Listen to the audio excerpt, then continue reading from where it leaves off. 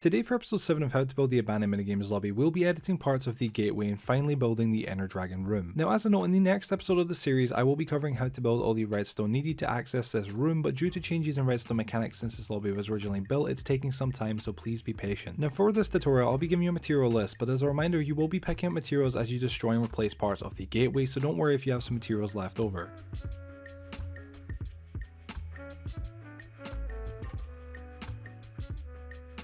So before we get started with building the dragon head room, we'll first need to make sure we have enough space for it. To do this, we'll dig out a 20 long by 17 wide area that will be dug down to the same depth as a lobby. We'll measure out the space needed by first taking a block of our choice and from the top of the gateway tower counting back 20 blocks.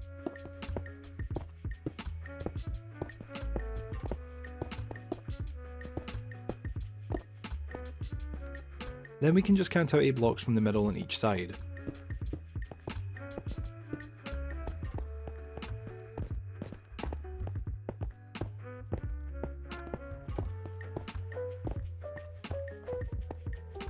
Now you should have an outline to dig out.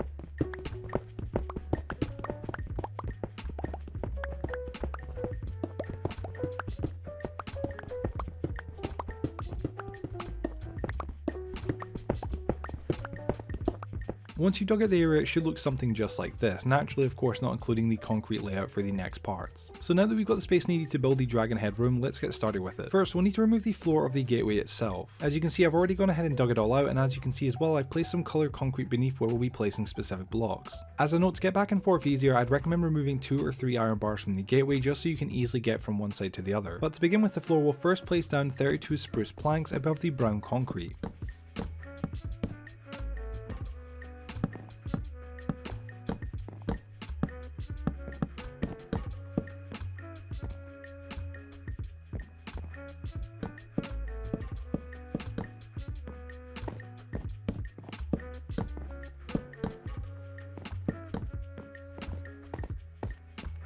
Next we'll place 20 coarse dirt above the orange concrete.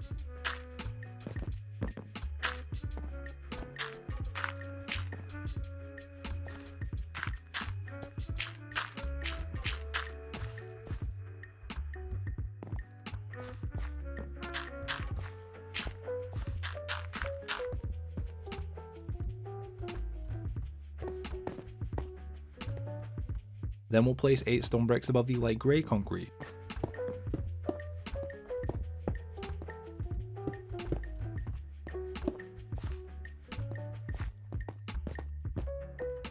And to finish placing the floor, we'll need to add 5 grass blocks above the green concrete, 5 oak logs above the brown concrete, and finally 1 hopper above the red concrete.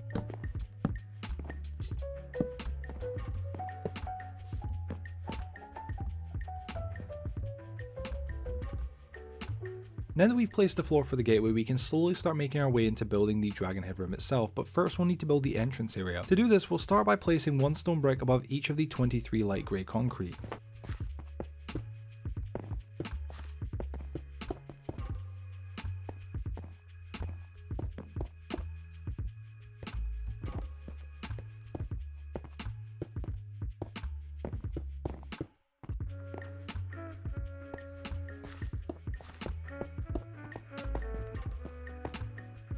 Then we'll place 1 cobblestone block above the 2 light blue concrete, and finally 1 chisel stone brick above the grey concrete.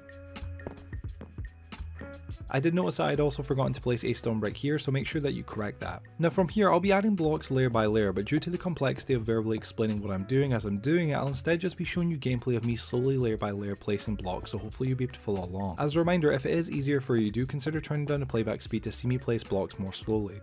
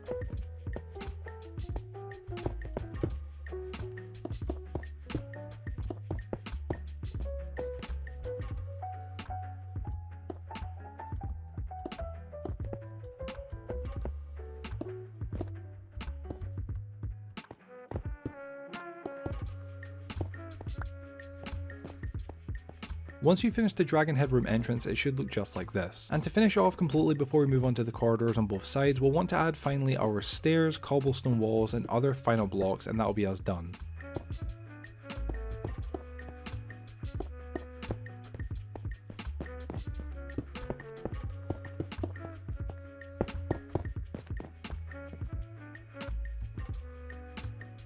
So now that we've got the entrance to the dragon headroom built, let's work on the corridors on both the left and right side. Starting on the left side, we'll first add 2 stone bricks above each visible stone brick, excluding the one on the corner of the doorway.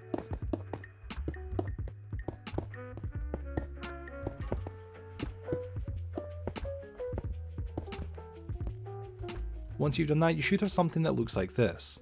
From here we'll just be adding the roof of the left corridor, which will be a little bit hard to follow, but try your best. As I know, I will be placing the roof slowly layer by layer, so hopefully that'll make it a little bit easier to follow.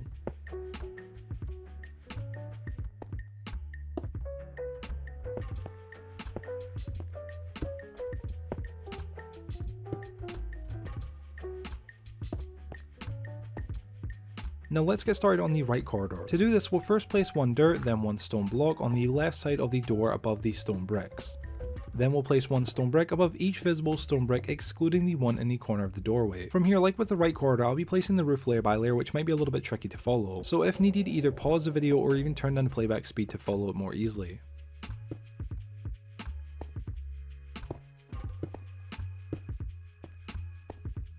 And finally, to finish off the corridor, I'll place 1 more stone brick. So now that we've got the space to build the dragon headroom, let's get started. Now like before, as you can see, I've added color concrete beneath where we'll be placing specific blocks. To begin, we'll first place 1 cobblestone block above all the 57 white concrete.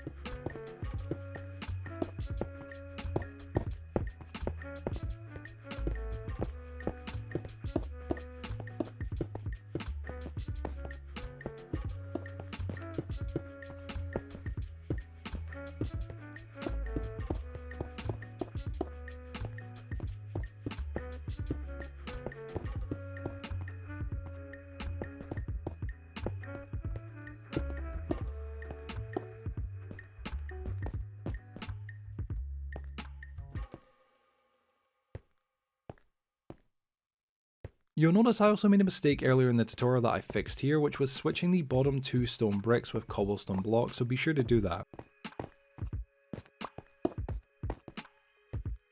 Now we'll place 1 stone brick above each light grey concrete block.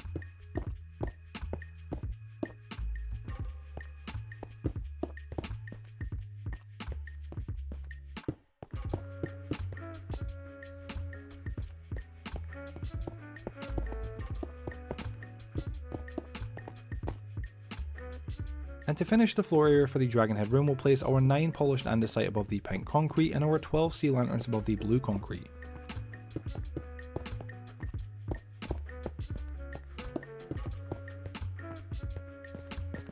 Now that we've got the floor finished, we'll build the ender portal on the ceiling. To do this, we'll stand in the middle polished andesite block and we'll go up 7 blocks. Then on the 8th, we'll place 1 white stained glass and then surround that with 8 more white stained glass, which should make this 3x3 square.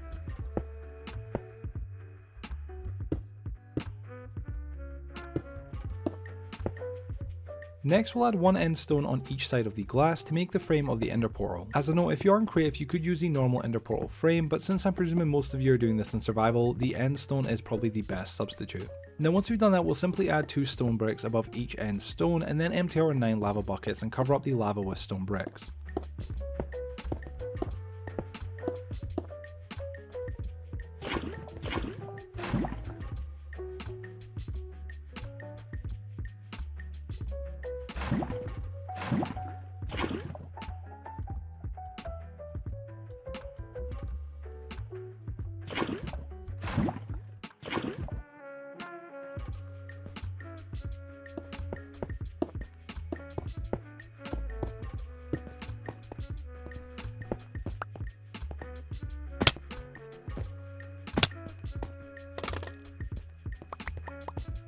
If you've done everything correctly, it should look just like this. Now that we've added the portal in the ceiling, next we'll be adding in the purple pillars. To do this, I'll start from the left side and work my way around telling you how to build each pillar block by block. As a note, the pillars will be getting placed above the magenta concrete if that helps. So to begin, we'll place one purple block, then two purple pillars, and then one purple block. Then for the second pillar, it'll be one purple block, four purple pillars, and then one more purple block. For the third pillar, it'll be one purple block, five purple pillars, and then one more purple block. For the fourth pillar, it'll be one purple block, five purple pillars, and then one more purple block. For the fifth pillar, it'll be one purple block, four purple pillars, and then one more purple block. And finally for the sixth pillar, it'll be one more purple block, then two purple pillars, and then one more purple block, and that's us done. Now we can essentially finish the dragon head room by simply going around the edge of the room and adding 8 stone bricks above each of the visible cobblestone blocks, and then closing the roof. Just as a note, in case anyone notices at any point in the recording that I run out of materials and then suddenly have more in the next clip, it's due to me having to swap over to creative between takes to get more materials and then adding those to my actual notes that I need to say another stack or two, and that's really all this is. Usually little mistakes like this end up getting caught while I'm recording, then later edited out so that the material list that you get at the beginning is totally correct and there's no off cuts or weird cuts, but this just happens occasionally.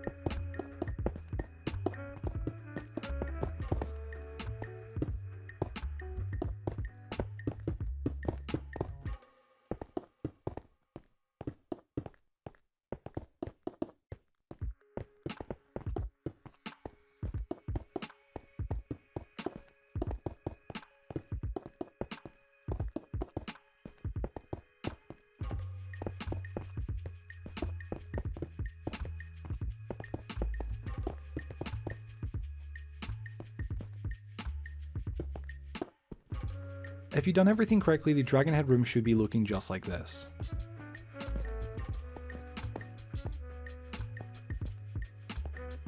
For our final details, we'll first just need to add in the water above the sea lanterns and then our 4 lily pads.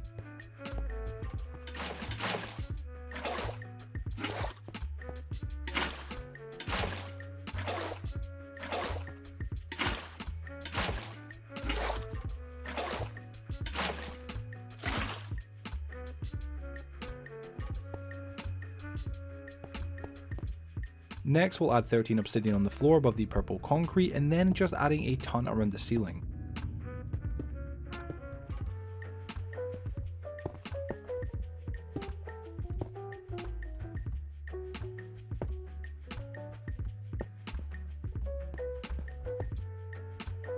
Now to place obsidian in the ceiling, you'll first want to add 1 layer covering the entire ceiling.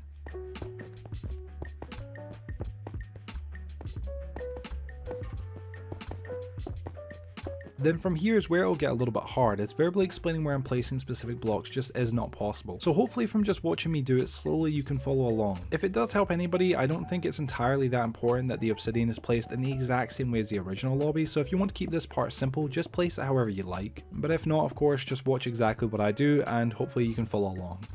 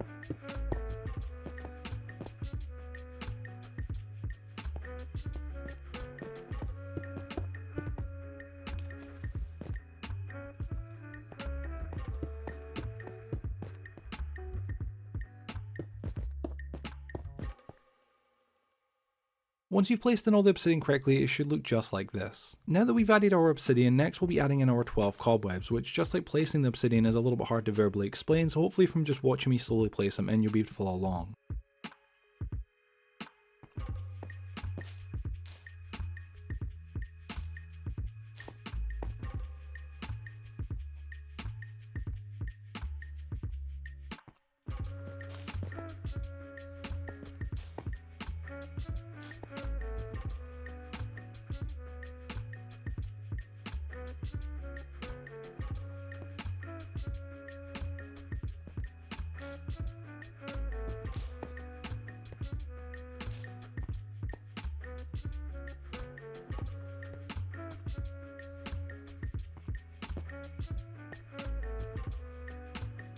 And finally, for our last couple of details, we'll just be placing in our one dropper in the center of the polished andesite, placing an oak button on each side of it, and then placing a dragon head inside the dropper, and placing the remaining dragon heads around the area.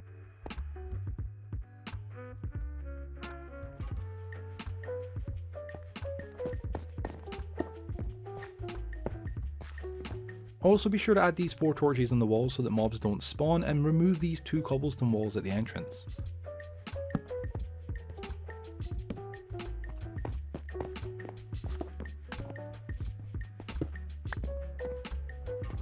Then just add your iron bars back to the gateway at the front, and that's us done.